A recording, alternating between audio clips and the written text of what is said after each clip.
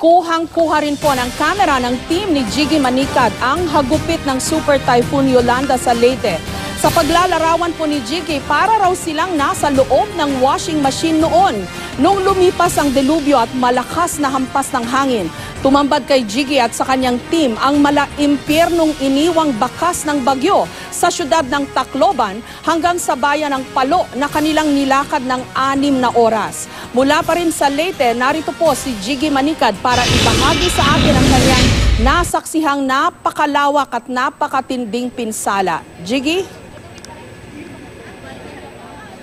Ma'am Jess, mga bandang alas 4 ng madaling araw nang unang maramdaman natin ang bugso ng malakas na hangin dito sa Tacloban at hindi nga nagtagal ay naging mas malakas ito at tila ba paikot-ikot ang hangin. Makikita nyo po dito sa video ito ang isang waiting shed na gawa sa bakal na dahan-dahang pinadapa ng malakas na hangin na tila ba buga mula sa makina ng isang jumbo jet. At itong punong ito ay parang toothpick na pinutol sa gitna. Isang puno po yan ng nyog, isang matandang puno ng nyog na pinutol sa gitna. Ito pong simbahang ito ay kuha ng team ng Satellite News Gathering Team dito po sa Leyte at ito po yung video ni Marvin Avendaño at Mel Dizon. Makikita nyo, dahan-dahan bumabagsak ang mga bahagi ng kisame ng katedral na yan sa Palo, Leyte. At hindi nga po nagtagal, ilang minuto lamang nakalipas, ito na ang inabot ng simbahang yan, halos sa mabalatan ang mismong bubungan ng simbahang yan. Sa mga sandaling yan, habang kinukunan po ni Marvin at ni Mel ang videong yan, ay nasa sa likod, nasa sa tabi nila ang grupo ni Love a New Bear. At nagkukubli po sila sa isang sulok sa pagkakalang magiging ligtas po sila. Ito naman po ang lobby ng Leyte Park Hotel kung saan nakuna naman po yan habang humahagupit ang malakas sa hangin. Matapos po ang pagkuhang yan ng magliwanag, ito ang tumambad sa amin, mga labi ng mga biktima sa mismong coastal area, sa coastline lamang po ng hotel. At hindi bababa sa 11 kagad ang nakita naming nasawi mula sa mga hotel, mga bahagi ng restaurant at mga natabunan din ng basura sa bahaging iyan ng Tacloban.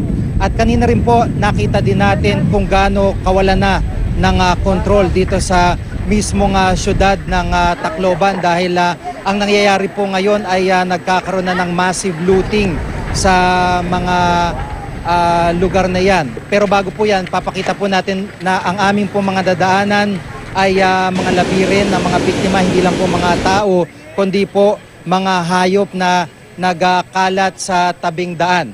At ngayon nga po ay ipapakita natin sa inyo yung massive looting na nangyayari dito po sa may Tacloban dahil nga po sa gutom, uhaw at kawalan ng gamot ng mga naging biktima ng bagyo ay kanya-kanya po sila ng diskarte at karamihan sa mga naging biktima rito ay binubuksan, puwersahan, binubuksan itong mga grocery, kung ano mang mga tindahan ang matsyempohan nila na nakatiwangwang. Ito po, makikita nyo mga bata mismo ang nangunguna sa pangunguha kahit ano po, soft drinks, mapatinapay, mapapati ng isang burger stand na yan ay hindi po pinalusot ng mga nagnanais sa makakain at wala pong pumipigil ng mga pulis dyan, wala pong presence ng pulis, walang presence ng military dito sa lugar na ito para pigilan ang kawalan ng kontrol sa sitwasyon na yan. Sa susunod pong video na ipapakita namin ay isang malaking grocery kung saan puwersahan din po yung binuksan ng mga residente. At yan nga po ay hindi lamang po yan, meron po mga mall sila na winasak na dito, mga fast food chain. Nadaanan po natin dito mga ATM machine na binabaklas po nila.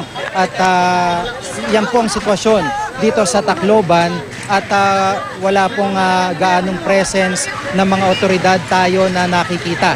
Narito po ang pahayag ng isa sa mga nakita nating nakakuha ng mga delata sa isa sa mga mall kung bakit po nila ito ginawa. Itong mga pagkain nakuha niyo? Sa grocery. Kasi okay lang daw kunin yung mga pagkain, basta wag lang yung dry goods, yung mga damit, yung mga... Basta yung mga appliances nila. Pero yung mga pagkain, okay lang daw. Ginawa niyo na? kinuha na. Kailangan eh. Marami kayo, maraming kumuha. Maraming tao pa doon, maraming tao. Hirap hirap. Hirap po. Namatayan nga kami eh. Kailangan salbahin din yung mga buhay namin kahit Paano? ganitong paraan na lang kung ano-ano yung mga gagawa natin para mabuhay lang. Wala naman kasi silbi yung pera ngayon. Okay.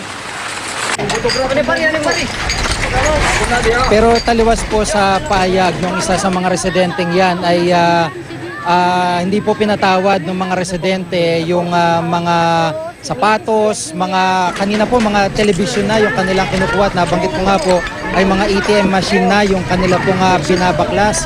So ganito po ang sitwasyon ngayon sa Tacloban dahil po sa pangyayaring ito na pananalanta ng bagyong Yolanda, Ma'am Jess. Okay, GK, usual scenario itong mga nakikita natin dun sa mga ibang mga lugar na rin na sinalanta ng kalamidad. Pero I think what I want to understand, and I'm sure kahit yung mga kababayan natin, somehow in the midst of chaos, in the midst of this calamity and its aftermath, meron bang nakikitang somehow sense of order?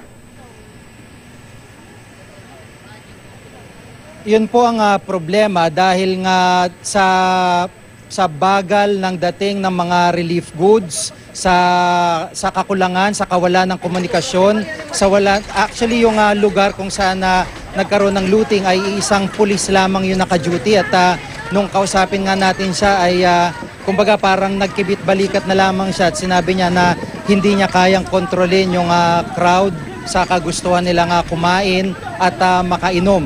So kanina, merong dalawang C-130 na dumating dito bagamat hindi natin alam kung ano ang daladala nitong C-130 na ito. Pero sa dami ng apektado, wala tayong nakita na maayos na bahay o maayos na establishmento ay karamihan sa mga napakaraming mga biktima rito ang nangangailangan talaga ng pagkain, gamot, tubig at mabilisang responde ng mga otoridad at sa lawak marahil na rin ng pinsalang idinulot nitong bagyong Yolanda ay masyadong numipis yung distribution o pagkakakalat ng mga otoridad para i-handle yung sitwasyon. Kaya ganito po ang nangyayaring sitwasyon, kanya-kanyang diskarte na partikular po dyan sa lungsod ng Tacloban, Ma'am Jess. Siguro nga, i-emphasize lang natin, I think this is brought about by the extent of the devastation kasi sobra kasing nasalanta at napuruhan itong Leyte kaya ganyan na lang siguro ang desperation ng marami nating mga kababayan ngayon at I suppose problema rin itong accessibility ng mga daan, no? Kasi kailangan i-clear talaga yung mga daan para mabilis ang pagpapadala at pag-distribute ng mga relief goods dyan para maibsan yung paghihirap ngayon ng mga marami nating kababayan. So ingat kayo dyan sa Leyte. Maraming salamat sa iyo, Jiggy Manikad.